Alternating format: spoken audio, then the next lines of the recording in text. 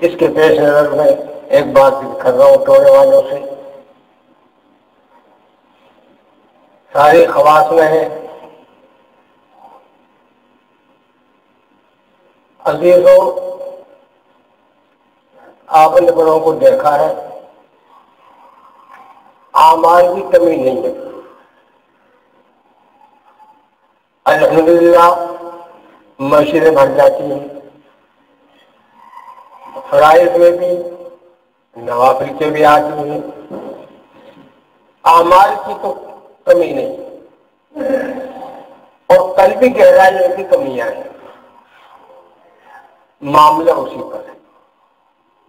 اس مسئلے میں جتنے خواص ہوں گے وہ زیادہ پکڑے جائیں گے، جتنے عوام ہیں ان پر اتنا وزن نہیں آئے گا، اور توڑے والے یوں تو درجات مراتب مختلف ہوتے ہیں، خاص الخواص تک نوبتیں آتی ہیں، لیکن بالعموم سبھی خواص میں سے ہے۔ سب نے اکابرین کی باتیں سنی ہیں، اکثر نے اکابرین کو دیکھا ہے، طور طریق سے واقف ہے۔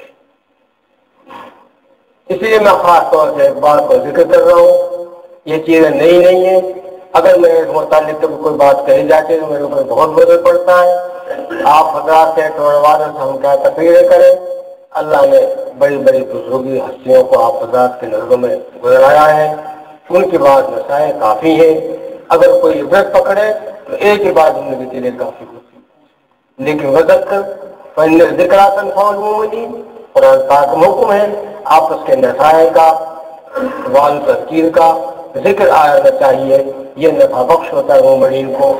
اسی لیے خاص طور ذکر کیا جددوا ایمانکم بقول لا الہ الا اللہ، حالانکہ لا الہ الا اللہ تو پڑھ چکے، آخر کیا بات جو کہا جا رہا ہے، اہل ایمان کو کہا جا رہا ہے جددوا ایمانکم بقول لا الہ الا اللہ، اپنے ایمان کو تازہ کرتے رہا کرو لا الہ الا اللہ سے، وحدانیت کا ذکر، خداوند تعالیٰ کے ساتھ تعلق کا معاملہ، ان کے ساتھ توکل اللہ کا معاملہ، اللہ تبارک و تعالیٰ کی شان ربوبیت کا ذکر تذکرہ، جس سے وحدانیت پر قلب میں گرا پیدا ہو، اس لیے اس کو کثرت سے یاد کیا کرو، اسی لیے بات کرتے ہیں آپس میں نفع بخش ہو۔ تو میں یہ ذکر رہا تھا دوستوں، میں جو ضرورت محسوس کر رہا ہوں، مضمون تو گہرا ہے، ادائیگی بہت مختصر ہے، اور ویسے آپ حضرات پہنچ رہے ہیں بات پر کہ اعمال بھی مقصود ہے، ایسی بات نہیں ہے، لیکن اعمال میں حسن عمل ہے۔ لِيَبْلُوَكُمْ أَيُّكُمْ أَحْسَنُ عَمَلًا خَلَقَ الْمَوْتَ وَالْحَيَاةَ لِيَبْلُوَكُمْ أَيُّكُمْ أَحْسَنُ عَمَلًا ہے، مطلق عمل مقصود نہیں، حسن عمل مقصود ہے، اور حسن عمل میں اخلاص ہوگا تب وہ آئے گا قلبی گہرائی میں، اس لیے اعمال کی کمی نہیں، لیکن حسن عمل کی کمی آ رہی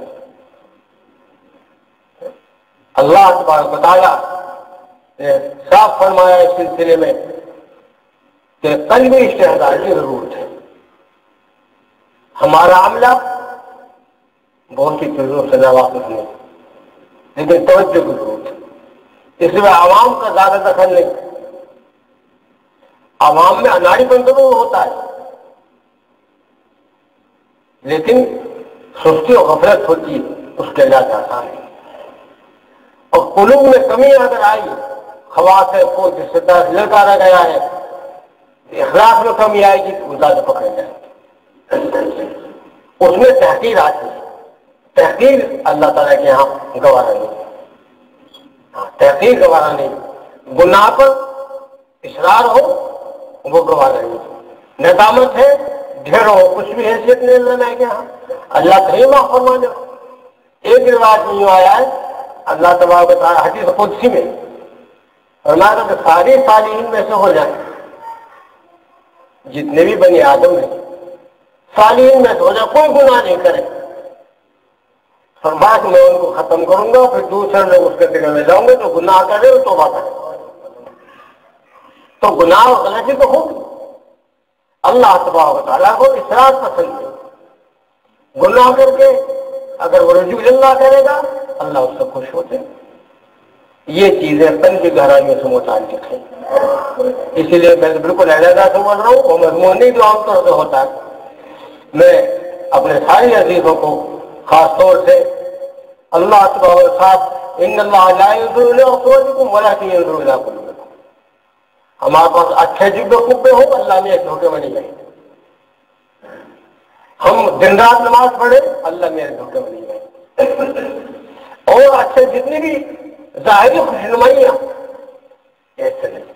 اگر ایسا ہوتا تو صحابہ کرام پر تو اتنا کپڑا بھی نہیں تھا جو آسانی سے اپنا جوڑا بنوا لے، دو چادریں تھی جو خوب بڑا، آئندہ تو ان قربانی کو تمہیں اللہ نے جو فرمائی ڈالی تو بہت کچھ ملا، بہت کچھ، لیکن ابتدائی حوالے میں تو دو چادریں بھی نہیں۔ بخاری شریف کی روایتیں اور صاحب سیاح کی روایتیں ڈھیر، بعضوں کو پتہ بھی نہیں جب ابتلا ہوا، ایک صاحب جلدی چلے جایا کرتے بھائی ہے کیسے کہ جب معلوم ہوا کہ وہ کپڑا ایک ہی ہے، اسی سے وہ نماز پڑھیں گے، اسی سے وہ گھر والی نماز پڑھیں گے۔ حضرت موسیٰ علیہ السلام کتنے سال تک، سال تو مجھے یاد نہیں رہے، ایک ہی کپڑا تھا، رات کو اوڑھنے پر دونوں میں تھے، کہاں صحیح نہیں ہو۔ تو پھر ان کے ساتھ عبادات اللہ نے، حالانکہ ان کی اگر ظاہر داری کی ضرورت ہوتی، ایک نبی کی 2 رکعت کو ساری امت کی نمازیں نہیں پہنچ پاتی، یہ قوت طبیعت ہے۔ اس لیے قوت ایمانی کو بڑھایا جائے اور استعداد قلبی کو بڑھایا جائے، اکابرین کی قدر و قیمت کو بڑھایا جائے، ہمارے اسلامیہ کی قدر و قیمت کو بڑھایا جائے۔ اس کا امتحانات آسان ہے مثلا، اب دیکھو اپنے کاروبار میں لگ رہا ہے یا مسجد میں آ رہا ہے، اس لیے بات دفعہ ذکر کیا کروں، مساجد کے جو حقوق ہیں، مثلا اللہ تبارک و تعالیٰ یاد فرمائیں گے قیامت کے روز کہاں میرے مسجد کے کھوٹے، تو کیا وہ دکان پہ بیٹھے ہوئے کو کہیں گے کہ گھڑی دیکھ رہے کب 2 منٹ رہ گئے نماز، اور بڑے مشکل سے بہت احتمال سے پہنچے تب تک بڑولاد پہلے پہنچ گئے، ورنہ ایک رکعت نکل گئی، یہی حق ہے مسجد کا۔ استحضار قلبی، اللہ کے وعدے اور وعیدوں پر یقین، یہ پوری چیزیں جب آئیں گی تو آدمی کو قربانی آسان ہوگی، ہم کو یہ مل جائے۔ آج کل مسجد کا حاضری گھڑیوں پر رہ گئی، نہیں 2 منٹ 10 منٹ پہلے 15 منٹ پہلے اذان کے وقت صحابہ کرام میں سے بعض حضرات ایسے ہیں، مثلا بعضوں کے متعلق کبھی بھی ایسا نہیں ہوا اذان ہو رہی ہو اور میں مسجد میں نہ ہوں۔ ایک صحابی کو بیان فرمایا کہ میں نے فرائض میں اپنی زندگی میں نے کسی کی پیٹھ نہیں دیکھی، یہ کیا مطلب؟ اگلی صف میں موجود ہونا، وہی شخص ہوگا جو شروع میں آئے گا، فرمایا میں نے اپنی زندگی میں مطلب فرمایا نماز میں کسی کی پیٹھ نہیں دیکھی، ساری زندگی میں ایسا موقع نہیں آیا کہ دوسری طرف میں کھڑے ہوئے ہوں۔ ہم ان کی کوشش کریں، ان کی صحیح کریں، ان کی نقل اتاریں، ظاہر ہے کہ ان جیسا تو بہت مشکل ہے بندہ، اگر حقیقت میں لائے تو سارے ایک متفق مسئلہ ہے اجماعی سب کا، ساری دنیا مل کر ایک صحابی گورا بنے ہوئے، یہ تو مرتبہ فضل و کمال انہیں کو ہے، لیکن انہوں نے قربانیاں تو دے کر دکھلا دی کہ مسلمانوں کو اس طرح چلنا ہے، اہل اسلام کو اس طرح سے چلنا ہے۔ جب یہ چیزیں ہوں گی تو مودت ہوگی، محبت ہوگی، قدر و قیمتیں ہوں گی اہل ایمان کی، قرابت داریوں میں ان چیزوں کی، یہ نہیں ہوگی تو پھر تنگ دلی آئے گی، وہ سادہ صدر نہیں رہے گا، تنگ دلی ہوگی۔ جب یہ ہوگی تو مجھے آپ کی برداشت نہیں، آپ کو مجھے میری برداشت نہیں، اور سب فضادات کھڑے ہو جائیں گے اس میں۔ تو میں یہ ذکر کر رہا تھا، خود نے خاص طور سے فرمایا کہ جسم میں ایک ہی ٹکڑا ہے، اگر وہ صحیح ہے سارا جسم صحیح ہے، وہ صحیح نہیں سارا جسم بیکار ہے۔ علاوہ قلبی استحضاریاں عبادات میں قوت لائیں گی، عبادات میں قوت آئے گی تو ایمانیات میں تقویت آئے گی، اعمال میں مضبوطی ہوگی، ورنہ تو قلب میں نہیں ہے تو اعمال پر اثر لازمی آنا ہے. نماز دیکھ لیں، کہیں رکو صحیح نہیں تو کہیں سجدہ صحیح نہیں، کبھی کچھ نہیں، کبھی وقت پر حاضری نہیں، کبھی یہ بہانہ کبھی یہ بہانہ. بہانہ تو وہ ہے جو اللہ نے کیا چل جائے کہ یہ وہ چل جائے گا آخرت میں. اس لیے اکابرین کے آپ حضرات کو خاص توجہات ہیں. آج بھی میں دیکھ رہا ہوں آپ حضرات کی خوشحال کارگزاریوں کی امیدوار رہتے ہیں. توڑے کی کوئی خوشحال خبر، کوئی خوشحال کارگزاری کب ملتی ہے؟ آج بھی سن کر کے ایسے خوش ہوتے ہیں. اور توڑے والوں کا حال تو اوپر کے حضرات کی نظروں میں ایسا ہے کہ وہ تو دین کے لیے. اور آپ حضرات کو کتنا سنبھالے ہوئے. الحمدللہ اللہ کو بہت بڑا فضل ہے، انہیں بہت بڑی اللہ نے توفیق دی ہے اور بہت کچھ کیا جا رہا ہے. لیکن جہاں پہنچنا ہے وہ منزل بہت دور ہے، اس کے اعتبار سے ہم دیکھیں.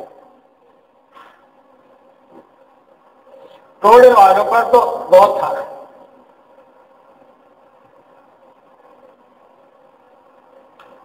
میں ایک مثال دوں آپ حضرات کو.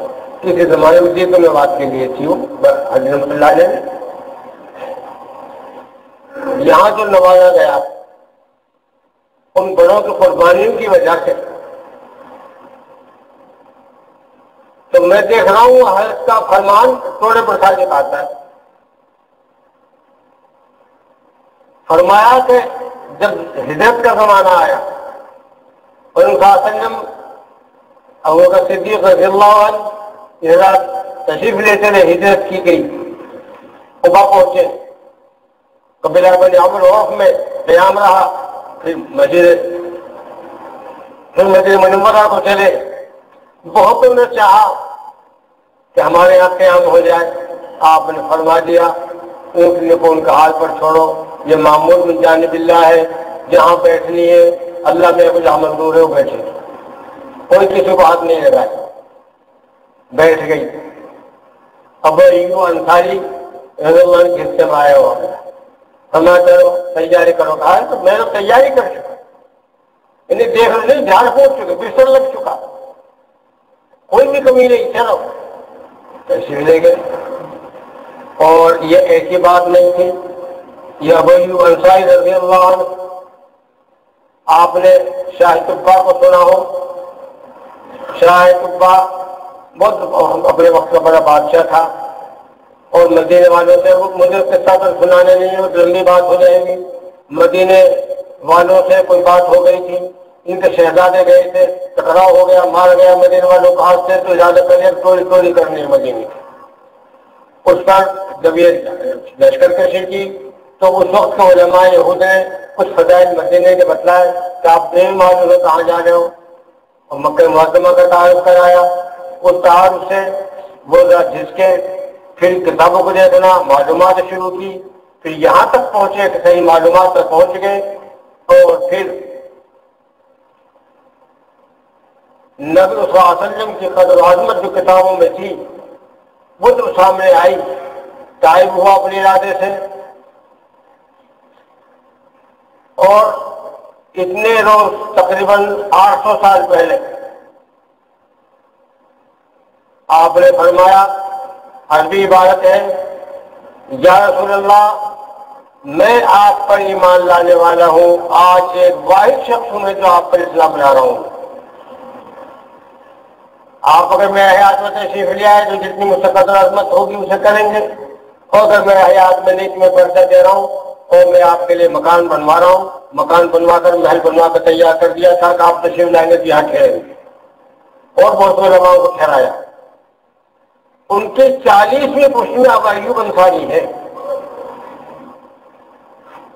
اور یوں ہی نہیں معاملہ، جب آپ پہلی منزل پر تھے جس کے بعد مدینے میں داخل ہونا ہے، ابو ایوب انصاری نے خاتون کو بھیجا، جاؤ یہ پرچہ نبی صلی اللہ علیہ وسلم کو دے دینا. آپ نے بغیر پوچھے فرما دیا، کہا تم فلاں بھیجے ہو، کہاں میرا پرچہ وصول کیا گیا. ابو ایوب انصاری اس شاہ طبا نے جس خاندان کو آباد کیا تھا اور جس خاندان کو پرچہ دیا تھا، اس کے نسل میں 40ویں پشت میں ابو ایوب انصاری ہے. وہ سلسلہ وہاں سے چلا آ رہا تھا، اللہ تعالیٰ نے اس نے وہاں بٹھوایا. تو معلوم کب سے وہ سلسلہ چلا. یہاں بھی ایسا ہی سلسلہ شروع ہوا. ہجرت ہوئی،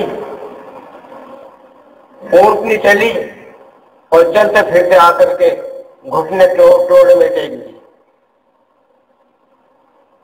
یہاں بھی ایوب انصاری کے مکان میں آخر رہائش رہی. جو بھی نام تجویز کریں آپ، اور ساری برکات کا ظہور ہوا اور کہیں سے کہیں زندگیاں بدل گئی. کھانے میں، پینے میں، معاشرے میں، معاملات میں، دینیات میں آپ حضرات دیکھ رہے ہیں تمام شعبوں میں زندگی بدلتے چلا گیا. اور آپ آج بھی ان کی یاد کو یاد تازہ کر کے ایمان میں ڈال دیا. اس کے پیسے نظر میں کہتا ہوں یہاں کی قربانیاں دین پر تھیں، اسے اس کو لایا جائے. اس میں اللہ کے وعدے وعیدوں پر جیسا ہمارے قابل نے بتلایا تھا اس کے اعتبار سے وعدے وعیدوں پر پورا یقین ہو. وعدوں پر بھی ہو، وعیدوں پر بھی ہو. کرنے پر یہ ملنا ہے اور یہ ملے گا، اور نہ کرنے پر یہ گرفت ہے اور یہ سزا ہونی ہے، دونوں یقینی ہو. ایسا مثلا حضرت ابو ذر رضی اللہ عنہ کے متعلق شیخ نے بھی لکھا ہے واقعہ. ایک دفعہ مدینے میں آگ لگ گئی محلے میں، تو ایک شخص آیا کہ جلدی کرو مدینے میں آگ لگ گئی، آپ کا گھر جل گیا. پھیرنے کے بعد پوچھا میں کیا بات ہے؟ ہمارے یہ بات ہے جلدی چلو. اور نیت باندھے، کوئی پرواہ نہیں. پھر دوبارہ آیا، پھر نیت باندھے، پھر دوبارہ آیا. تب فرمایا کہ تم احمق ہو.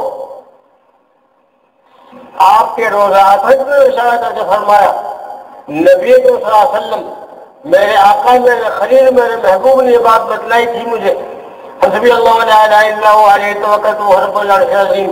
یہ آیات لقد جاءکم رسول سے لے کر کے جو صبح 7 دفعہ پڑھ لے گا دن پر جواب کے ساتھ سے محفوظ ہوگا.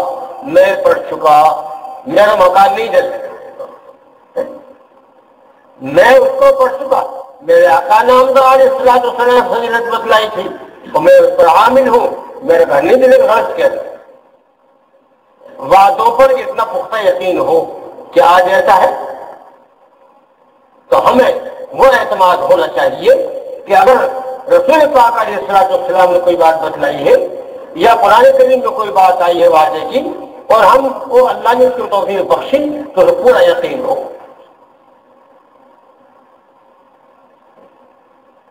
پھر چوتھی مرتبہ جو ڈانٹ کر بھیج دیے پھر آئے ہو مکانات تو سب جل گئے، آپ کا گھر بچ گیا. مکانات جل گئے پورا جو آ گئے لیکن آپ کا گھر بچ گیا. میں تو خود ہی کہہ رہا تھا کہ میں یہ گھر نہیں جلنے کا. اور بالفرض خدا نخواستہ دوسرا معاملہ ہوگا تو وہ اللہ کے رسول کی طرف نسبت کو نہیں جانے دیں گے. وہ فوراً پکڑ لیں گے اپنی غلطی، کمی میری تھی، مجھ سے صحیح ادائیگی نہیں ہو پائی. اس لیے اعتماد وعدوں پر بھی، اعتماد وعیدوں پر بھی. بعضوں نے آزمایا بھی ہے، ایسا ہی نہیں. مثلا سوالات کرنے کے متعلق ہے، یہاں تک بھی آیا ہے کہ اگر 2 لفظ واجب ہو چکی ہوگی تو اللہ اس کو بخش دیں گے. اور دونوں بزرگ جو ملاقات کر رہے ہیں آپس میں، ایک بزرگ ایک سے ملاقات کے لیے گئے لیکن جس سے گئے ان کو کشف و کرامات میں غلبہ تھا اور ان کو یہ بات آئی کشف میں کہ والدہ 2 میں ڈل رہی ہے. بس کتنے پر برداشت نہیں ہوا، چیخ نکل گئی. وہ جو فرمایا کیا بات تھی تم نے؟ خیر بتلا دیں یہ بات ہے، مجھے والدہ نے آئی اس طرح سے. انہوں نے سمجھا کہ ان کی بزرگی کو پتہ چل جائے گا اس کی فضیلت کا اہم. تو ان کا پاس فرمایا تو کوئی نصاب پڑا ہوا ان کے پاس موجود تھا، انہوں نے دن میں ان سے کہا بھی نہیں اور بخش دیا. وہ فوراً ہنس دی. وہ اب کیا بات ہے؟ یہ تو ویسے تو متا نہیں ہے کہ اللہ تعالیٰ نے بخش دیا تو رقم نہیں ہے. وعدے اور وعیدوں پر پورا یقین ہو. اگر 2 رکعت اشراق کی پڑھ لی گئی تو دن بھر کی کفایت کا وعدہ ہے، صحیح یقین ہو. جو یقین ہی نہیں ہوگا تو پھر کیا فائدہ؟ وہ تو کمزوری تو اپنی. پھر کس کے پڑے؟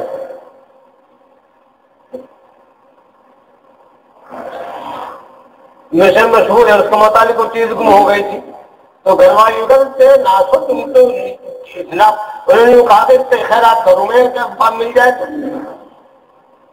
تو انہوں نے کہا کتنی کی تو وہ چیز بھی نہیں، تو کہنے لگا کیوں باؤ لیے، میں تو اللہ کو جھانسا دے رہا ہوں، پا تو جائے کہتے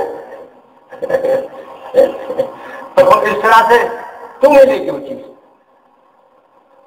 استحضار قلبی، اللہ کو حاضر ناظر سمجھنا، خدا کے باتوں پر مسئلہ۔ ایک مثال یہ تھی، دوسری جانب دیکھو، آج ہمیں اگر کوئی کانٹا لگ گیا معمولی ہلکا ہی جس کا ہمیں احساس بھی نہیں، کوئی پیچھے سے نکالے کانٹے کو تو ہمیں علم ہوگا نہیں ہوگا؟ نماز میں کوئی ہمارے کانٹے کو نکالے ہمیں علم نہیں ہوگا، مکھی بیٹھے گی تو بھی علم ہوگا، کانٹے نکالنا بہت بڑی بات ہے۔ حضرت علی رضی اللہ عنہ کی نماز دیکھو، وہ آپ حضرات سے تعلیم میں گزر چکی، تیر زیادہ بیٹھ گیا، نکالنا مشکل ہو رہا تھا، تو کسی نے یوں کہا کہ ایسا کرو اب وہ ان میں چھیڑو، انہیں نماز پڑھنے دو، نماز پھر تب نکال لینا۔ یہ تو واقعہ یوں تو ہی ہے، اور نماز شروع کرنے پر نکالا گیا اور سلام پھیرنے پر آپ نے فرمایا کہ لوگوں کیسے بیٹھے ہو، مسکرائے کہ میں تیر نکالنے کے بیٹھے ہوں، انہوں نے ہمیں تو نکال بھی لیا۔ اتنی گہرائی کی نظریں، اتنی گہرائی کے ساتھ قلب کا ادھر متوجہ ہونا، اور اندازہ لگائیں، میں اس میں ذکر کر رہا ہوں اور کوئی بات نہیں، صرف قلب۔ آج قلب کا بگاڑ ہے، ساری برائیاں یہاں سے چل رہی ہیں، قلبی بگاڑ نے نہ ہمسائے کو چھوڑا، نہ آپس کے اولاد اہل عیال کو چھوڑا، نہ والدین کی مدت حرمت رہی، نہ دوست احباب کی رہی، اور آج کے دوست احبابوں کے تو معاملہ ہی کیا ہے، گمراہی پر متفق ہونے کا نام دوستانہ ہے، خیر کے لیے دوستانے کم رہ گئے۔ آج کل کے نومہ لڑکوں میں دیکھو گے، وہ اس کی بربادی کی فکر میں، وہ اس کی بربادی کی فکر میں، دونوں پکتے دوستانہ ہے۔ کسی کا دوستانہ اس لیے نہیں ہے کہ دیکھو میری تم خیال رکھنا تو میری نماز اذان پر میری کوئی غیر حاضر نہ ہو جاؤ، اس قسم کی دنیا کے سلسلے میں نہیں، ان کو دین سے مبدل کرنا، اپنے اہل عیال کو جہاں تک ہو سکے غلط بیٹھکوں سے اگر صبح دور بچایا جائے۔ اللہ تو اگر بات لمبی ہو گئی، مختصر مجھے کرنا تھا، اب تشکیل بھی ہے، آپ کی کارگزاری بھی ہوگی، اسے بھی کرے اطمینان سے۔ مجھے تو صرف اتنا ہی ہے کہ آج اعمال کی کمیاں نہیں ہیں، لیکن قلبی استعداد میں کمی ہے، اور آج کا بگاڑ جلائے قلبی میں کمی کی وجہ سے ہے۔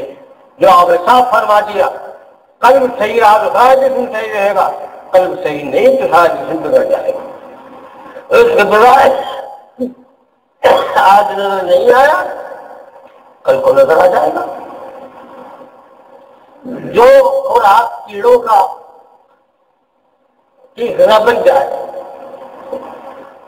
اور پھر یہاں سے نہیں، آخرت میں وہاں کا معاملہ اللہ تعالیٰ حفاظت فرمائے، سب کی حفاظت فرمائے، دنیات میں عمل کرنے کو توفیق عنایت فرمائے۔ جہاں تک ہو سکے اپنے بڑوں کی یادگاریں، بڑوں کے تذکرے، ایمان کی تقویت کی باتیں، قلب کی حفاظت کی جتنی صورتیں ہو سکتی ہوں، اس پر سارے توڑنے والوں کی ذمہ داری ہے کہ ان کو بجائے کے طاعت میں لگایا جائے، اکابرین کے واقعات کی طرف، بڑوں کی قربانیوں کی طرف، جو قربانیاں دین کی خاطر ہے ان پر چلنے سے اپنے جسم کی بھی حفاظت ہوگی، اپنے قلب کی بھی حفاظت ہوگی۔ اللہ عمر کے توفیق عنایت فرمائے۔ وآخر دعوانا الحمدللہ رب العالمین۔ جماعت میں نکلنا ساری اسلامیات کی مشق کے لیے ہے۔